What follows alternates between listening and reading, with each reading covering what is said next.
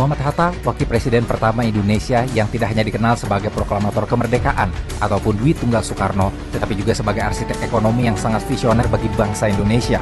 Hatta yang sangat sederhana, cukup terkenal dengan pemikiran ekonomi yang dalam, di mana dia selalu menekankan prinsip-prinsip keadilan dan kemandirian pada setiap kebijakannya. Dalam perjalanan bangsa Indonesia, banyak tokoh besar yang mewariskan keteladanan. Salah satu yang paling lengkap mempresentasikan isu dasar ASN berakhlak adalah Muhammad Hatta. Bapak proklamator, negarawan jujur, dan teladan moral bagi bangsa Indonesia. Melalui kehidupannya, kita belajar bahwa integritas, pelayanan, dan akhlak adalah fondasi kepemimpinan sejati. Nilai yang pertama adalah berorientasi pelayanan. Bung Hatta membuktikan bahwa adanya pemimpin untuk melayani rakyat, bukan untuk dilayani. Beliau memperjuangkan lahirnya koperasi sebagai alat demokrasi ekonomi, agar rakyat kecil memiliki kekuatan yang sama dalam mengakses kebutuhan hidup. Saat menjadi wakil presiden, Hatta menolak fasilitas mewah. Baginya, uang rakyat harus kembali pada rakyat. Komitmennya pada kesejahteraan masyarakat tercermin dari ide-ide ekonomi kerakyatan. Nilai yang kedua adalah akuntabel. Hatta dikenal sebagai pejabat publik yang bersih, jujur, dan transparan. Ia menolak menggunakan uang negara untuk kepentingan pribadi. Ketika memegang jabatan tinggi, ia mengelola keuangan negara dengan penuh tanggung jawab. Tidak heran, Hatta dikenal sebagai salah satu pemimpin paling bersih sepanjang sejarah Indonesia. Nilai ketiga adalah kompeten. Bung Hatta adalah intelektual kelas dunia. Ia doktor ekonomi dari Belanda, seorang penulis produktif dan pemikir tajam yang mempengaruhi arah pembangunan ekonomi Indonesia. Konsep ekonomi demokratis yang ia rumuskan menjadi dasar pasal 33 Undang-Undang Dasar 1945.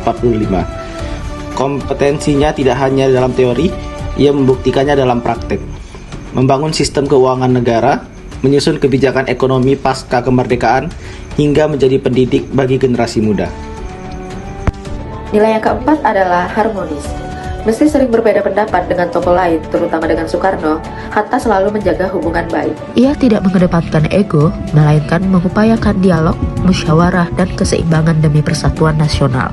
Dalam setiap perbedaan, Bung Hatta tetap menghargai lawan politik dan menjaga persaudaraan sesama anak bangsa.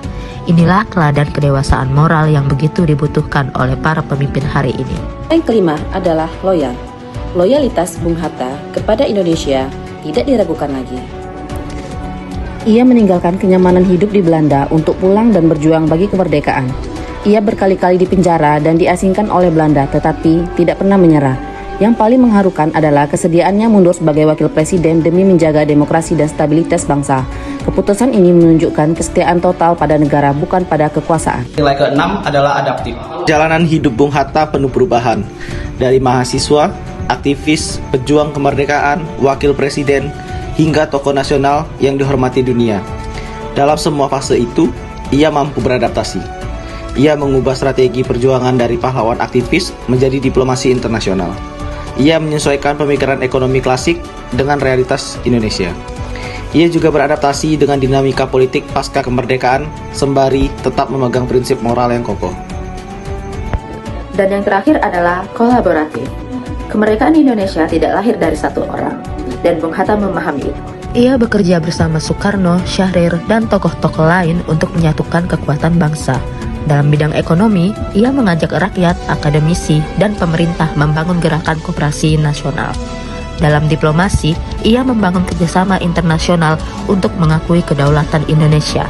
Kemampuannya merangkul semua pihak menjadi contoh kolaborasi yang efektif dan elegan. Dari seluruh perjalanan hidupnya, kita melihat bahwa Bung Hatta bukan sekedar seorang proklamator, tetapi teladan berakhlak yang lengkap. Ia melayani rakyat, menjaga integritas, mengutamakan kompetensi, merawat keharmonisan, setia pada negara, adaptif dalam perubahan, dan mampu bekerja sama dengan siapapun.